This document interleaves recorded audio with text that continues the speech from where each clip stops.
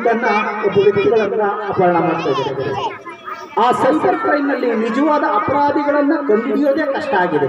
ಅಂತ ಒಂದು ಇದು ಹಿಂದೆ ನಡೆಯುವಂತ ಸಾಂಪ್ರದಾಯಿಕ ಅಪರಾಧ ಪ್ರಕ್ರಿಯೆಗಳಲ್ಲಿ ಏನಾಗ್ತೈತೆ ಅಂದ್ರೆ ಕೇವಲ 1 ಲಕ್ಷ 2 ಲಕ್ಷ 3 ಲಕ್ಷಕ್ಕೆ ಒಂದು ಕೊಲೆ ಮಾಡೋದು, ಅಪರಾಧ ಮಾಡೋದು, ಕಳ್ಳತನ ಮಾಡೋದು ನಡೀತಾ ಇತ್ತು. ಇವತ್ತಾಗಲ್ಲ, ಕೊಲೆನೂ ಮಾಡಲ್ಲ, ಬೆದರಿಕೆನೂ ಹಾಕಲ್ಲ, ಏನು ಕೂತಿದ್ದಲ್ಲಿ ಕೋಟಿಗಟ್ಟಲೆ ಸಂಪಾದನೆಯನ್ನು ಮಾಡ್ತಾರೆ. ನನ್ನ ವ್ಯಾಪ್ತಿಗೆ ಇಲ್ಲಿ ಹುಣಸೂರಿನ 2 ಕೇಸ್ಗಳು ಬರ್ತವೆ. ನನಗೆ ಯಾವ್ದಾದ್ರು ಒಂದು ಕಂಪ್ಲೇಂಟ್ ಬಂದು ಇದು ಹುಣಸೂರು ತಾಲೂಕು ನೀವು ಬಿಡ್ತದೆ. ಯಾಕಪ್ಪ ಅಂತಂದ್ರೆ ಅದೊಂದಷ್ಟು ಎಮೋಷನ್ ಇದೆ ನನಗೆ, ಇವತ್ತು ನನಗಾಗಿದೆ ಅದಕ್ಕೆ ಇದೆ. ಹಾಗಾಗಿ ಈ ಒಂದು ಪ್ರತಿಭಾ ಕಾರಂಜಿ ಅನ್ನೋದು ಏನಾಗಬೇಕು, ನಮ್ಮ ಮಕ್ಕಳಲ್ಲಿರುವಂಥ ಪ್ರತಿಭೆಯನ್ನು ಎಕ್ಕಿ ತೆಗಿಬೇಕು. ಫೌಂಟೇನ್ಸ್ ಆಫ್ ಟ್ಯಾಲೆಂಟ್ಸ್, ಆ ಟ್ಯಾಲೆಂಟ್ ಅನ್ನ ತೆಗಿಬೇಕು. ಆದ್ರೆ ಪ್ರತಿಭಾ ಕಾರಂಜಿ ಈ ಒಂದು ದಿನಕ್ಕೆ ಸೀಮಿತ ಆಗಬಾರ್ದು ಅನ್ನೋದು ನನ್ನ ಒಂದು ಆಶಯ. ಹಾಗಾಗಿ ಈ ಪ್ರತಿಭೆ ಅನ್ನೋದು ನಿರಂತರವಾಗಿ ಸಾಗಲಿ, ಮಕ್ಕಳಲ್ಲಿ ಒಂದು ಮುಂದಿನ ಜೀವನಕ್ಕೆ ತಳಪಾಯ ಆಗೋ ರೀತಿ ಈ ಒಂದು ಶಿಕ್ಷಣ ವ್ಯವಸ್ಥೆ ಬದಲಾಗಬೇಕು. ಅಂದ್ರೆ ಬದಲಾವಣೆ ಆಗಲಿ ಅಂತ ಹೇಳೋದು ಸುಲಭ, ಆದ್ರೆ ಬದಲಾವಣೆಯನ್ನು ಕಾರ್ಯಾನುಷ್ಠಾನಕ್ಕೆ ತರೋದು ತುಂಬಾ ಕಷ್ಟ ಅನ್ನೋದು ನನಗೆ ಗೊತ್ತಿದೆ. ಯಾಕೆಂದ್ರೆ ನಾವು ಕೂಡ ಹಲವಾರು ರೀತಿಯ ನಲಿಕಲಿ ಪದ್ಧತಿಗಳು, ಅನೇಕ ಬೋಧನಾ ವಿಧಾನಗಳನ್ನು ನಾವೆಲ್ಲ ನೋಡಿದ್ದೀವಿ.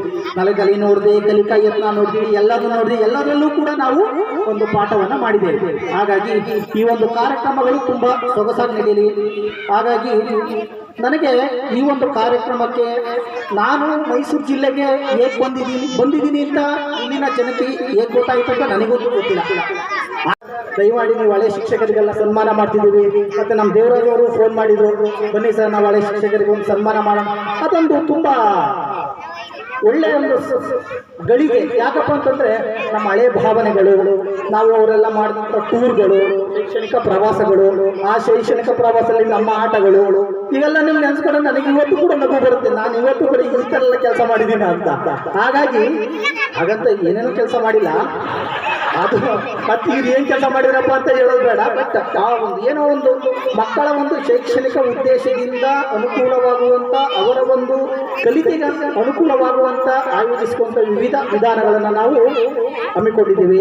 ಹಾಗಾಗಿ ಸುಮಾರು 7 ವರ್ಷಗಳ ಕಾಲ ನಾನು ಇಲ್ಲಿ ಐರಿಗೆಯಲ್ಲಿ ಕೆಲಸ ಮಾಡಿದೆ. ಆದರೆ ನಾನು 2014ರಲ್ಲಿ ನಾನು KAS ಆಗಿ ಹೋಗಬೇಕಾಗಿತ್ತು. ಆದರೆ ದುರಾದೃಷ್ಟವಶಾತ್ ನಮ್ಮ ಹೋರಾಟಗಳು, ನಮ್ಮ ಕಾನೂನು ಹೋರಾಟಗಳಿಂದ ನಾನು 2022ರಲ್ಲಿ ನಾನು DSP ಆದೆ. ಅದಕ್ಕಿಂತ ಮುಂಚೆ ಇನ್ನೊಂದನ್ನು ಎಕ್ಸಾಮ್ ಬರೆದು ಆಹಾರ ಮತ್ತು ನಾಗರಿಕ ಸರಬರಾಜು ಇಲಾಖೆಯಲ್ಲಿ ಡೆಪ್ಯೂಟಿ ಡೈರೆಕ್ಟರ್ ಆಗಿ ಕೆಲಸ ಮಾಡ್ತಾ ಇದೆ. ಇದು ನನ್ನ 2ನೇ KAS ಹುದ್ದೆ. ಹಾಗಾಗಿ ಇವ್ರು ಹೇಳಿದ್ರು, ಯಾವ ವ್ಯಕ್ತಿ ಪುಸ್ತಕದೊಂದಿಗೆ ಹೋರಾಟ ಮಾಡ್ತಾನೋ ಅವನನ್ನ ಪುಸ್ತಕ ಎಂದು ಬಿಡೋದಿಲ್ಲ ಅಂತ ಡಾಕ್ಟರ್ BR ಅಂಬೇಡ್ಕರ್. ನಾವು ಹೋರಾಟ ಮಾಡಿದ್ದೆ ಪುಸ್ತಕದಿಂದ, ಪುಸ್ತಕದ ಜೊತೆಗೆ ಹೋರಾಟ ಮಾಡಿದ್ವಿ, ಪುಸ್ತಕದ ಜೊತೆಗೆ ಹೋರಾಟ ಮಾಡ್ತಿದ್ದೀವಿ. ಈ ಸಂವಿಧಾನ ಇದೆಯಲ್ಲ, ಅದು ನಮಗೆ ಭಗವದ್ಗೀತೆ, ಆ ಭಗವದ್ಗೀತೆ ನಮಗೆ ಅರ್ಪಿಸುವಂತ ಡಾಕ್ಟರ್ BR ಅಂಬೇಡ್ಕರ್ ನಮಗೆ ಚಿರಋಣಿಯಾಗಿರ್ತೀವಿ.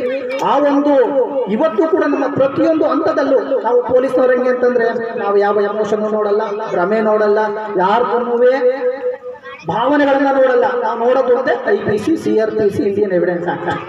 ಅದ್ರ ಮೇಲೆ ನೋಡಿ ಸಾರ್ ಅಂತಾರೆ. ಬಟ್ ಕೆಲವೊಂದು ಅಪರಾಧಗಳಲ್ಲಿ ಕೆಲವೊಂದು ವ್ಯಕ್ತಿಗಳು ಅಪರಾಧಿಗಳೇ ಅಲ್ಲ. ಆದ್ರೆ ಆ ಸರ್ಕಮ್ಸ್ಟೆನ್ಷಿಯಲ್ ಎವಿಡೆನ್ಸ್ ಅಂತ ಹೇಳ್ತೀವಿ ನಾವು, ಸಾಂದರ್ಭಿಕ